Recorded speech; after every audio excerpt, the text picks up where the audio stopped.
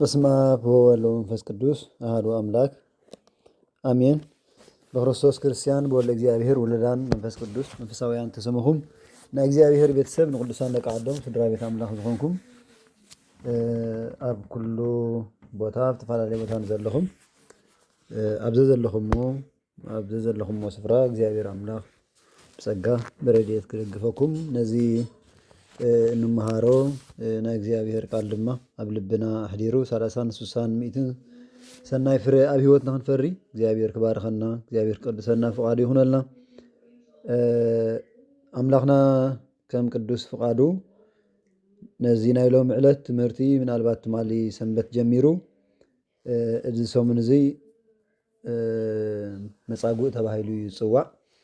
ስለዚ ናይ መጻጉዕ ትምህርቲ ከምቲ ቀዲምና ዝተማሃርናዮ ዘወረደ ኢልና ከምኡውን ቅድስቲ ምኩራብ ኢልና ኢና ተማሂርና። ኣብ መበል ረብዓይ ሰሙን ዘሎ ወይ ረብዓይ ሰንበት ተባሂሉ ዝጽዋዕ ድማ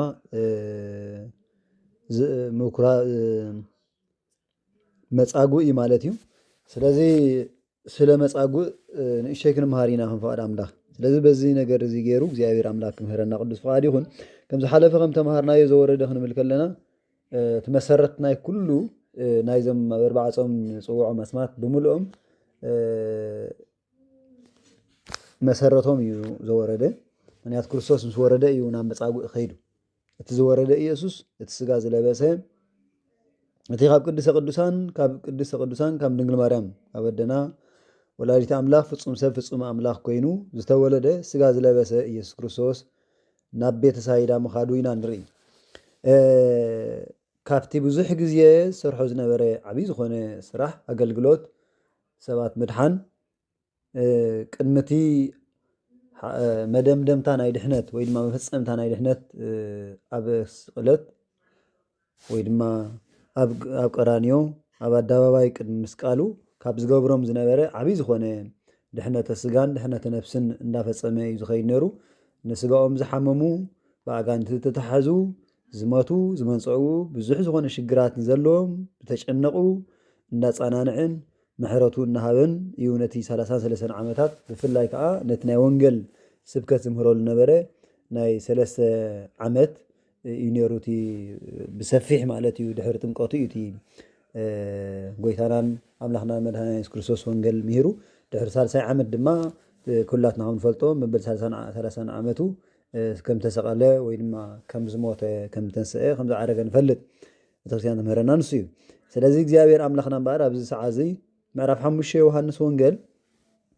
ዘሎ ትምህርቲ ኢና ክንርኢ ሎሚ። ንዓይ ተዛረባ አንደበት ክበኒ ንዓኻትኩም ሰምዕ እዝነ ልቦና ክበኩም ኣብዚ ዘለኹምዎ ሰሚዕኹም ድማ ንህይወት ክትጥቀምሉ ንህይወትኩም ክትፈሪሉ ንህይወትና ኩላትና ክንባረኸሉ በዚ ቃል እዚ ገይሩ እግዚአብሔር ነፍሲ ወከፍና ዘድልየና ነገር ክበና ናብ ልብና ክበፅሕ ልብና በፅሑ ድማ ዝቆሰለ ሰምነትና ክሕብስ ንዘሎ ጎደለታትና ምልኣት ክገብር መንፈስ ቅዱሱ ክልእኸልና ንሃዋርያት ከም ዝደገፈ ንዓና ክድግፍ ቅዱስ ፍቃዱ ይኹን። ኣብ ቤተ ሳይዳ ምዕራፍ 5 ካብ ፍቅዲ 1 ዘሎ ንርአ ተመልኪትና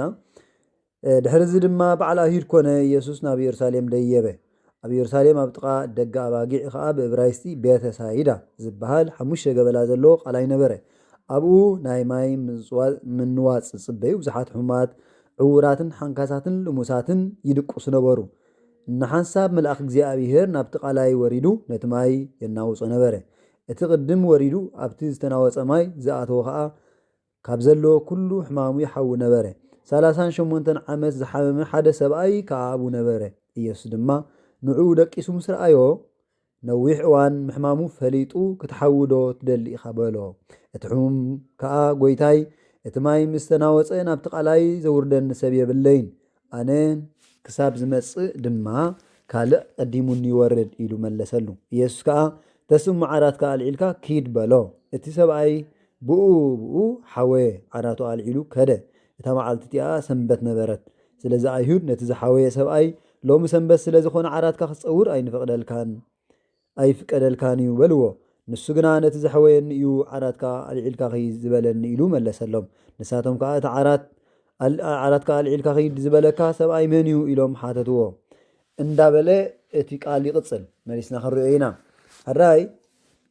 أبزن ريوم عبيت زخون هاي لقالات هالو قدمنا كم تمهرنا يو عبي زخونة تمرت نمهارلو يوحنس وانجيل معرف 4 زلو دينك زخونة تمرت بتكريسيان نمهارلو إنا أبزي مس ناي سمراوي سبيتي أبصمونا أبشجر أبزنا وراتلو ساعات بدك سبات بتوم إسرائيلاويان فنفينهم زنورو سمراويان نساد ما بتوم تفنفون سبات تفنفنت مسكن سبيتي بقتري ما يتورد زنبرت إنه قويتا مدهاني عالم يسوع كريستوس نمجد يهودا بمقداف نابزي ناب سماريا بمخاد نزا أبصمونا زنبرت نزا بشجر زنبرت نزا بسبات تفنفينا أب كبي زخونة مواتر زنبرت سب ندحنا تقبل قويتا مدهاني عالم أبزي ناي سماريا ناي بناي أيقوب علا أبتبوتاتي رخيبو ماي كوتا أستيني زبل حطو حاتيتو وانيرو من البات مس منتاينا مزخونة تأسرو دليه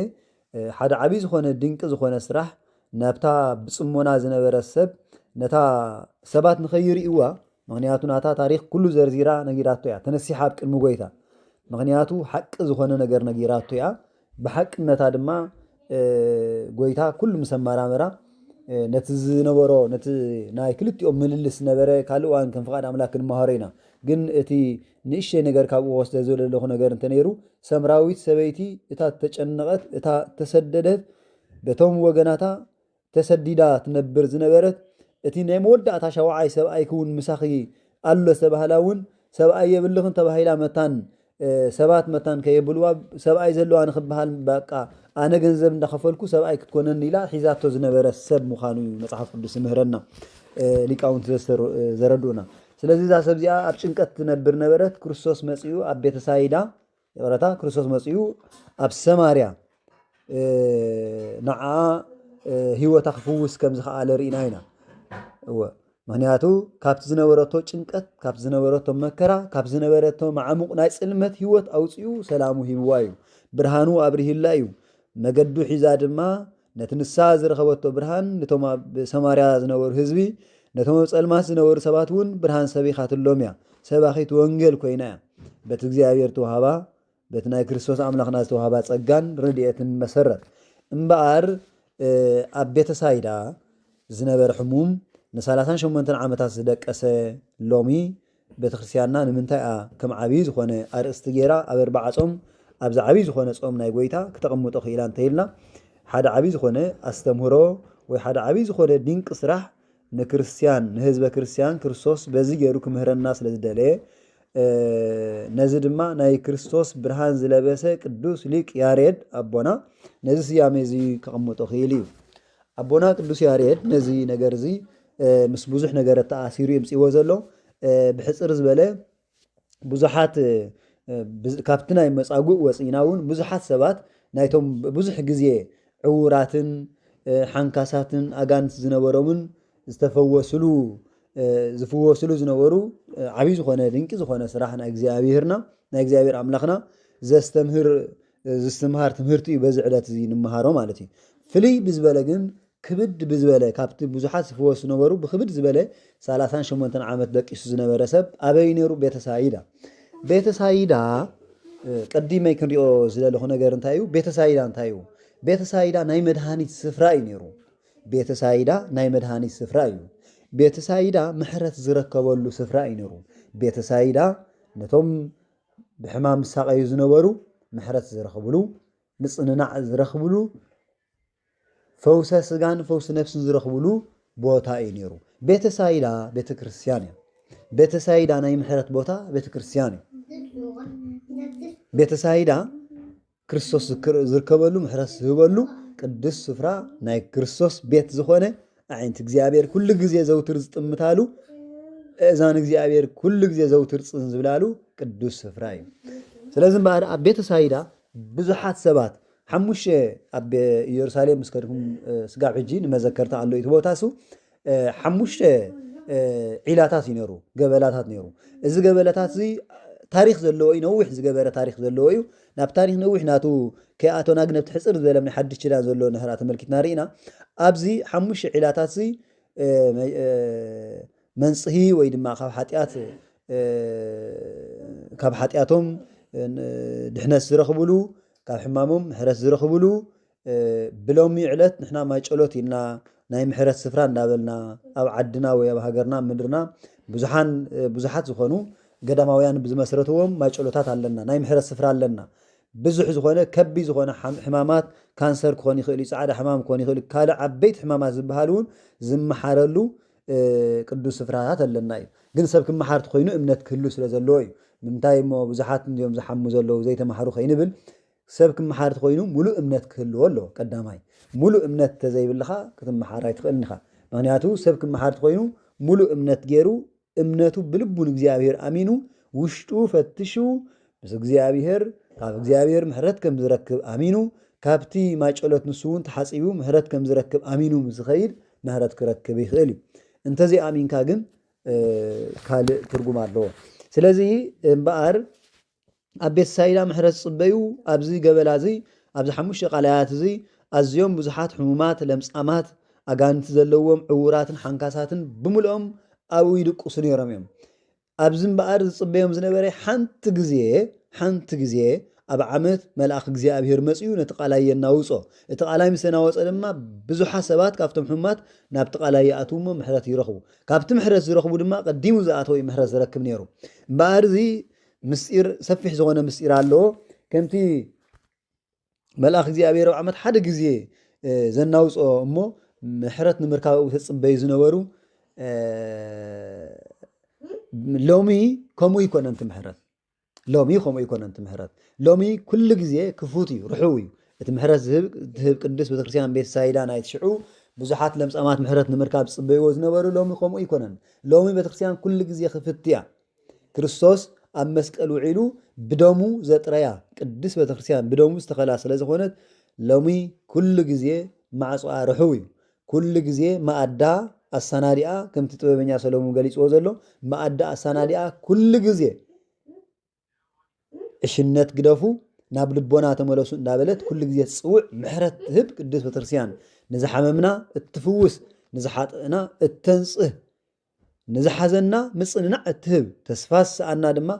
ሰማያዊ ተስፋ እተስንቕ ቅዱስ ቤተክርስትያን መሳለል ናይ ሰማያዊት ኢየሩሳሌም መሳለል ናይታ ባሃንቀውታ ክነኣቶ ሃረር እንዳ መንግስተ ሰማያት ናታ መሰጋገሪት ዝኾነት ቅዱስ ቤተክርስትያን ሎሚ ኩሉ ግዜ ናይ ድሕነት ዓውደ ምሕረት ኢልና ንፅውዓ ዓውዲ ናይ ምሕረት ኢልና ንፅውዓ ቅዱስ ቤተክርስትያንና ሎሚ ኩሉ ግዜ ነቶም ዝሓመምና ነቶም ተጨነቕና ነቶም ተስፋ ዝሰኣና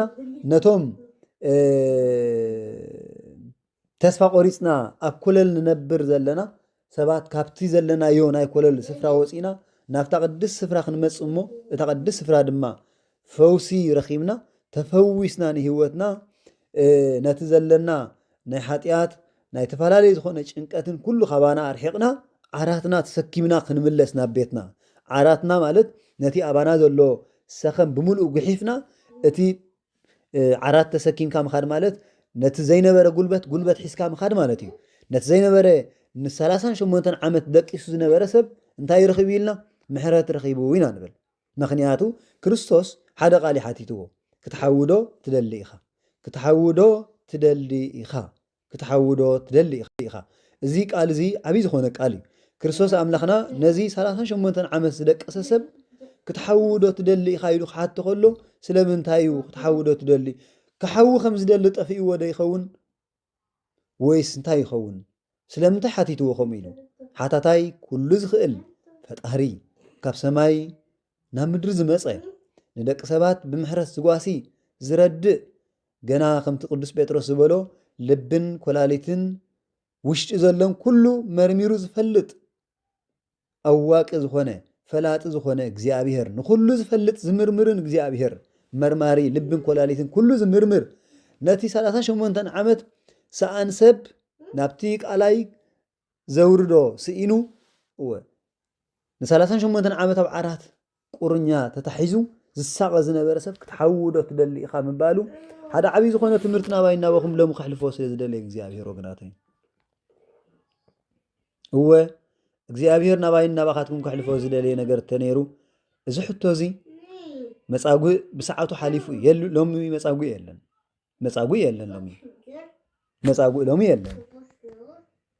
ኣብ ሰዓት እዚ መጻጉዕ የለን ኣብ ሰዓት እዚ ግን መጻጉዓን ብፍቃድና መጻጉዕ ዘበነብስ ማለት መጻጉዕ ዘበነብስ ማለት ብሓጢያት ዝመፁ ጓዕና ግን ብዙሓት ኢና ካብ እግዚአብሔር ዝረሓቕና ምሕረት ካባና ኣዝዩ ዝረሓቐ ብዙሓት ኢና ዘለና ኣብ ሓጢያት ህይወት ዓዘቕቲ ህይወት ንሳቐ ብዝሙት ተኣሲርና ንነብር ብስስዕቲ ተታሒዝና ንነብር ብኣፍቅሮ ንዋይ ተታሒዝና ንነብር ብዙሓት ኢና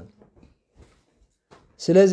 ካብዚ መጻጉዕ እዚ ካብዚ ማእሰርቲ ናይ ዲያብሎስ ዝኾነ ከምቲ 38 ዓመት ቀሊል ኣይኮነ 38 ዓመት ኣብ ሓንቲ ዓራት ደቂስካ ክትነብር ማለት ቀሊል ኣይኮነን ኣዝዩ ነዊሕ ዓመት እዩ ናይ ሓደ ሰብ ዳርጋ ልዕሊ ፍርቂ ዓመቱ ማለት እዩ 70 ናይ 70 ዓመት ተይልና ልዕሊ ፍርቂ ዓመት 38 ዓመት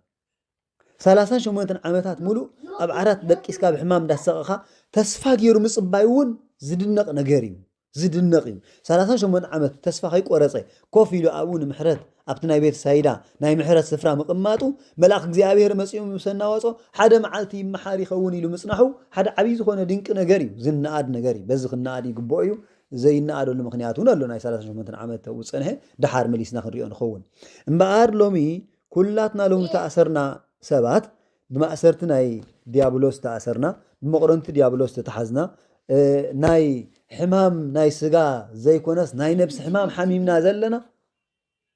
ምሕረት ንኽንረክብ እግዚአብሔር ሎም እምበኣር ሎም ናይ ኩላትና ቤት ነኸሕኩሐ ክትሓውዶ ትደሊ ኢኻ ይብለና እዩ ወገናተይ ክትሓውዶ ትደሊ ኢኹም ካብ ዘለኹሞ መከራ ክትናገፉ ዶ ትደሊ ኢኹም ካብ ጭንቀትኩም ዕረፍቲ ክትረኽቡ ትደሊ ዲኹም ይብለና እግዚአብሔር ክትሓውዶ ትደሊ ኢኹም ይመጽ እዩ እግዚአብሔር ኩሉ ግዜ ቤትና እግዚአብሔር ኩሉ ግዜ ሓተና እዩ ንኽንሓዊ ምሕረት ንኽንረክብ ተስፋ ስኢና ክንጭነቅ ከለና እግዚአብሔር ይርየና እዩ ከምቲ ቅዱስ ኣቦና አብርሃም ኣብ ከረን ንይስሐቅ ስውኦ ምስ ከደ እግዚአብሔር ይሓሊ ኢሉ እቲ እምባ ከም ዘውፅአሉ አብርሃም ብንጽህናኡ በቲ ዓርኪ አብርሃም ዓርኪ እግዚአብሔር ተባሃለ እሙን ዝኾነ ኣቦ ንይስሐቅ ስውኦሉ ኢሉ ምስ ቀረበ ግደፍ አብርሃም ኢልዎ በጊዕ ኣውሪድሉ ብዕፀ ሳቤቅ ገይሩ እንሆ መስዋእቲ ንኸውን ተዳለወ ይስሐቅ መስዋእት ግን እግዚአብሔር በጊዕ ኣውሪድሎም እግዚአብሔር ተመስገነ ይኹን ኣቦና አብርሃም እግዚአብሔር ይሓሊ ኢሉ መሊሱ ድማ እግዚአብሔር ይርዩ ኻይል እግዚአብሔር ይርዩ እግዚአብሔር ይሓሊ እግዚአብሔር ይርዩ ህይወትና ዘለና ጸገማት ኩሉ ይርዩ ዘለና ሽግር ብሙሉእ ይርዩ ካብ እግዚአብሔር ስወር ነገር የብልናን ጸገማትና ይርዩ ሽግራትና ይርዩ ሕማቅ ነገር ሕማቅ ጎድና ይርዩ ጽቡቅ ጎድና እውን እግዚአብሔር ይርዩ ስለዚ ወገናተይ ነዚ ስለ ዝፈለጠ እግዚአብሔር ነቲ ክጽገን ዘለዎ ክፍሊ ናይ ኣካላትና ክፍሊ ህዋሳትና ናይ ኣካላትና ንኽጽግኖ እግዚአብሔር ኩሉ ግዜ ይመጽዩ ናባይን ናባኹምን ለይትን ምሸትን ንግሆን ኩሉ ግዜ ይኹሕኩሐና እዩ ኩሉ ግዜ ይጽውዐና እዩ ጽዋዒት ናይ እግዚአብሔር እምበኣር ወገናተይ ክትሓውዶ ትደሊ ኢኻ ክትሓዊ ትደሊ ዶ ካብ ዘለኹሞ ማእሰርቲ ክትፍትሑ ትደሊ ዶ ናጻ ክትኮኑ ሓራ ክትኮኑ ናይ ክርስቶሳውያን ክትኮኑ ትደሊ ዶ ሰላማዊ ናይ ክርስቶስ ሰላም ከምቲ ቅዱስ እግዚአብሔር ዮሐንስ ወንጌል ገሊጽዎ ዘሎ ሰላመይ ይህበኩም ኣለኹ ተኣነ ዝህበኩም ሰላም ከምቲ ዓለም ትህበኩም ሰላም ኣይኮነን ከም ዝብል ሰላም ናይ ክርስቶስ ክንወሃብ ኢሉ እግዚአብሔር እቲ ናቱ ሰላም ኣባና ንኽነግስ ኩሉ ግዜ ይኹሕኩሐና እዩ ካልእ ኣይኮነን ንሕና ንዕኡ ስለ ንጥቕሞ ኣይኮነን እግዚአብሔር ዝጽውዐና ንዕኡን ንምልአሉ ነገር ስለ ዘሎ ኣይኮነን እግዚአብሔር ፍቕሪ ስለ ዝኾነ እዩ እግዚአብሔር ሰላማዊ ኣምላኽ ናይ ፍቕሪ ኣምላኽ ፍጹም ፈቃሪ ኣምላኽ ስለ ዝኾነ እዩ ብፍጥረታቱ ኩሉ ግዜ ብዘይ ምቁራጽ ማዕጾ ናይ ልብና እንዳመፀ እንዳኸሕኩሐ ዝነብር ህያው ቅዱስ መፍቀሪ ሰብ ዝኾነ ኣምላኽና እግዚአብሔር ክትሓዊዶ ትደሊ ኢኹም ካብ ዘለኹሞ ሽግር ክትናገፉ ትደሊ ዲኹም ኢሉ ይሓተና እዩ ፍቃድ ግን የድሊ ኣብዚ ንመሃሮ ክትሓውዶ ትደሊ ኢኻ ዝበሎ እምበኣር ይምለሰልኩም ኣሎ ነ38 ዓመት ክሓዊ ከም ዝደለዮ ዝጠፊእዎ ይኮነን ክርስቶስ ክሓዊ ይደልዎ ክሓዊ ስለ ዝደለየ ዘሎ ግን ፍቃድ ናይቲ ሰብኣይ ወሳኒ ስለ ዝኾነ እዩ ፍቃድ ናይቲ ሰብኣይ ወሳኒ ስለ እዎ ጎይታይ ክሓዊ ይደሊ ምባል እዩ ፍቃዱ لمون እግዚአብሔር ካብ ነፍሱ ወከፍ ሰብ እግዚአብሔር ናብ ሓጢአት ክወስዶ ይኽእልኒ ነፍሱ ወከፍ ሰብ ካብ እግዚአብሔር ከጽድቆ ይኽእልኒ ሰብ ንሰብ እግዚአብሔር ከጽድቆ ይኽእልኒ ባዕሉ ሰብ ዝጸድቕ ሰብ ክጸድቕ ባዕሉ እዩ ብገዛእ ፍቃዱ ተሰኪምናዮ ዘለና ጾር ካባና ክንጉሕፎ ናትና ፍቃድ እዩ እግዚአብሔር ናትና ፍቃድ እዩ ዝደሊ ሓጢአትና ክንናዘዝ እግዚአብሔር ናትና ፍቃድ እዩ ዝደሊ ካብ ሓጢአትና ሓራ ክንከውን ካብ ማእሰርቲ ናይ ዲያብሎስ ካብ ምቁርንቲ ናይ ዲያብሎስ ወፂና በሓርነት እቲ ሓራ ዝገበረና ክርስቶስ በሓርነት ንክንነብር ንጉሆን ምሸትን ኩሉ ግዜ ይጽውዕናን ይደልን እዩ እግዚአብሔር ወገናተይ ስለዚ እምበኣር ነቲ ጽውዕና ኣምላኽ ሰሚዕና ኣብየት ኦጎይታይ ክፍወስ ይደሊ እወ ክሐዊ ይደሊ ኢልና ክንመጽእ ግን ናትና ፍቃድ እዩ ዘገርም ነገር ኢሎም ትዝገርም ነገር ሎም ሰብ ሓጢአት ተቆሪኑ ዝነብር ዘሎ ሰብ በቃ ካብ እግዚአብሔር አዝይና ዝረሓቅናሉ ዘመን ኢና ዘለና ኣዝዩ ዝኸፍአ ዘመን ኢና ዘለና ኣዝዩ ክፉእ ዘመን ተስፋ ዝቆረፀ ሰብ ጥራይ ኣብ ሓጢአት ዝነብር ሰብ ጥራይ ምክንያቱ ተስፋ ምቁራፅ ዝዓበየ ሓጢአት እዩ ትዝዓበየ ሓጢአት እዩ ተስፋ ቁራፅ ካብቶም 8 ዓበይቲ ሓጢአት ኢልና ክልተ በቀዳማይ ዝገለጽናዮም ሓደ ካብኦም ተስፋ ምቁራፅ እዩ ተስፋ ምቁራፅ ዓብይ ዝኾነ ሓጢአት ሎሚ ተስፋ ምቁራፅ ዝበዝሐሉ ዘመን ኢና ዘለና ንእሽተይ ነገር ንኸይገብር በቃ ተስፋ ቆሪፁ ንድሕሪ ዝምለሰሉ ጸሎት ንኸይገብር ይጅምር ናይ ሰሙን ብጀመረ ገዲፍዎ ሱቕ ይብል ይድቅስ በቃ ኣብ ዓራቱ ናብ ዓራቱ ጥራይ ወይ ጸሎት አይገብርን ሰናይ ተግባር ክገብር ኢሉ ይጅምር ይገድፎ የቋርጾ በጥ ይብል ስለዚ ነዞም ብማእሰርቲ ናይ ዲያብሎስ ቆሪኖምና ዝነብሩ ዘለው ናይ ሓጢአት ማእሰርታት ፈቲሕና ክንሓዊ ፍቃደኛታት ክንከውን ይግበአና ሎሚ እምበኣር ክርስቶስ ኣምላኽና ንኩላትና ዝፅውዐና ዘሎ ኦጎይታይ ክሓዊ ይደሊየ ፍቃድካ ይኹን ክሓዊ ይደሊየ ካብ ሓጢአተይ ሓራ ክኸውን ይደሊየ ዘለኒ ጎደለታተይ ክምልኦ ይደሊየ እግዚአብሔር ኣምላኸይ ንስኻ ብሂወተይ ከንግሰካ ይደሊየ ንስኻ ብውሽጠይ ክትህሉ እሞ ሰላመይ ናይ ዘለዓለም ሰላም ክኸውን ይደሊየ ክርስቶስ ኣምላኸይ ቤተይ ዝተባረኸ ክኾነለይ ንስኻ ዘለኻዮ ቤት ክኾነለይ ደቀይ ዝተባረኸ ክኾነለይ ንስኻ ዘለኻዮ ህይወት ክኾነለይ ይደሊየ ክርስቶስ ኣምላኸይ ፍቃድካ ይኹነለይ ክንብል ይግበአና ሎሚ ፍቃድካ ይኹነለይ እንተዘይልና ክርስቶስ ናብ ቤትና እንተዘይዓዲምናዮ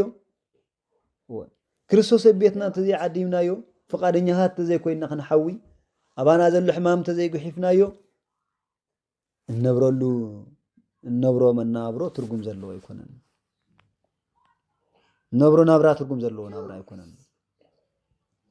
ስለዚ ወገናተይ ሎሚ 38 ዓመት ዝሓመመ ሰብ ክትሓውዶ ትደሊ ኢኻ ብምባል ሕቶ ሓቲቱ ዓራትካ ተሰኪምካ ኸይድ ኢልዎ ተስእሙ ዓራትካ ተሰከማ ኢልዎ ምሕረትና እግዚአብሔር ቅጽበት እዩ ክንንሳሕ ከለና ኣብ ቅድሚ ካህናት ወሪድና ምስ ተነሳሕና ዝገበርናዮ ሓጢአት ሓደ ብሓደ ክንናዘዝ ከለና እግዚአብሔር ኣምላኽ ነቲ ሓጢአትና ከም ቅጽበት እዩ ዝድምስሶ ናብቲ ብርቱዕ ዝኾነ መንፈሳዊ ህይወት እዩ ዝመልሰና ንስሓ ክንንሳሕ ከለና ከም ቅጽበት እቲ ብሕማም ተታሒዙ ዝነበረ ክትሓውዶ ተደሊ ኢኻ ተባሂሉ ክርስቶስ ድማ ምሕረት ምስ ሃቦ ነታ ተሰኪማቶ ዝነበረ 38 ዓመት ጽንዕቲ ዝኾነት ዓራት 38 ዓመት ጽንሕ ዓራት ዝገርም እዩ ድንቂ ነገር እዩ 38 ዓመት ተሰከመቶ ዓራት ተሰኪምዋ ኸይዱ እግዚአብሔር ተመስገነ ይኹን ሎሚ እውን ንሕና ነቲ ዘሳቅየና ዘሎ ሓጢአት ብንስሓ ኣብ ክርስቶስ ክንፍወስ እንደሊ ኢና ኢልና ምስ ተንበርክኽና እንታይ ኢና ተሰኪምና ክንከድ ዓራት ኣይኮንና ተሰኪምና ክንከድ ናይ እግዚአብሔር መንፈስ ተሰኪምና ክንከድ ኢና በርታዕ ተሰኪምና ክንከድ ኢና ሓይሊ መንፈስ ቅዱስ ኣባና ዓሲሉ ብርቱዓት መንፈሳውያን ከምቶም ንክርስቶስ ዘስመሩ ቅዱሳን ኮይና ተስኢና ክንከድ ኢና ብሓደ ግዜ ብንንሳሕ ስለ ዝኾነ እዩ ማቴዎስ ወንጌል ገሊፅዎ ዘሎ ብሓደ ኣብ ምድሪ ዝንሳሕ ሰብ ኣብ ሰማያት ሓጎስ ይኾን ኣብ ማህበር መላእኽቲ ኣብ ቅድሚ እግዚአብሔር ምስጋና የቅርቡ መላእኽቲ ንእግዚአብሔር ብሓደ ዝንሳሕ ሰብ እንታይ ማለት እዩ ድንቂ ነገር እኮ ስለዚ ሎም እምበኣር ክንንሳሕ ህይወትና ናብ እግዚአብሔር ክንቀርብ ካብ ሓጢአትና ክንጋላገል ዝግበአና ሰዓትን ግዜን ንድሕነሉ ግዜ ሕጂ እዩ ክንፍወሰሉ ዝግበአና ሰዓት ሕጂ እዩ ጽባሕ ኣይኮነን تمالي حليفو إيو صباحون سلجز أرسا تجنق يا حلفنا تيتوسدني أبزع بانا صباح لنا أين فلتن لومي إجزاء حتنا لوم لنا صباحين فلتنا سلا لومي كنبر سلا لومي كنفوس كنحوي منفساوي حويت كنطري እግዚአብሔር ይጽውዕና ደሞ ነዚ ነገር ሰሚዕና እግዚአብሔር አምላኽ ጸዋዒቱ ኽቢርና ንንስሓ ድልዋት ንከውን ንኽንሐዊ ንኽንፍወስ ድልዋት ንከውን ናይ አምላኽና እግዚአብሔር ቅዱስ ፍቃድ ይኹነልና ድሕሩ ንሪኦ እንተልዩ ዓራት ተሰኪሙ ስከደ ዝመጾ ክሲ ሰይጣን ኩሉ ግዜ ኸሳሳይ ሰይጣን ኩሉ ግዜ ኸሳሳይ ዓራት ተሰኪሙ ኸድ ከሎስ 38 ዓመት ሪኦሞ ዘይፈልጡ ሰባት አንታ ዝምስክን ሰብ 38 ዓመት ደቂሱሎ ዘይበሉ ሰባት ዘይፈልጥዎ ሰባት ዘገርም ነገር ይኮ ድንቅ ነገር ይኮ ዘገርም እዩ ብሰንበት ዶ ዓራት ተሰኪምካ ትኸይድ ኣለኻ ኢሎሞ بسنبت مدرس على تسكين كات خلال لها سلام تايكم وير كايلهم خسي سمو أم محرته زي مصوص نسالاتن شمتن عمت مولو دقيسو خلو زي تساقيلو سقياتو زي حممم كم يلمو زقرمي لمون سبات هيوتنا أرحينا خنكتكلنا كسس بوزحات اللو يوم بزلنا يا زمن كسس بوزحات اللو يوم ግን በቲ ኸሰስ ዘምጽዎ ሓሳባት ዘምጽዎ ወረ ከይራእና ህይወትና ምስ ክርስቶስ ጌርና ክንነብር ይዝግበአና እቶም ዝሓወና ሰባት እቶም ተፈወስና ሰባት ኩሉ ግዜ ኣብቲ ተፈወስናሉ ኣብቲ ብምሕረት ጽውዕና ኃጢአትና ዝደምሰሰልና ምስ ኩሉ ኃጢአትና ዝሓቆፈና ዘፍቀረና ክርስቶስ አምላኽና ደሙ ዘፍሰሰልና هو كساب قرانيو كساب موت بصحيو زعدغنا املاخنا እግዚአብሔር ኃጢአትና ምስ ሓደገልና ምስ ፈወሰና ናብ ደገ ሰላሙ ምስ ቀረበና ካብኡ ርሕቅ የብልናን ከምቲ ቅዱስ ጳውሎስ በሎ ሕማምን ጻዕርኑ መኑ ይሃድገን ፍቅሩ ለክርስቶስ ካብቲ ፍቅርና ክርስቶስ ሕማም ዲ ጻዕር ዲዩ መከራ ዲዩ ሞት ዲዩ ካብቲ ፍቅርና ክርስቶስ ከሕድገን ዝኽእል የለን ክንብል ይግበአና ምስ ተፈወስና ድማ نزمت صفاتنات ندا سعرنا مس كريستوس كنبر يقبأنا عارفين شو مثلا عمد زحام سبعي ندهر التماليسيو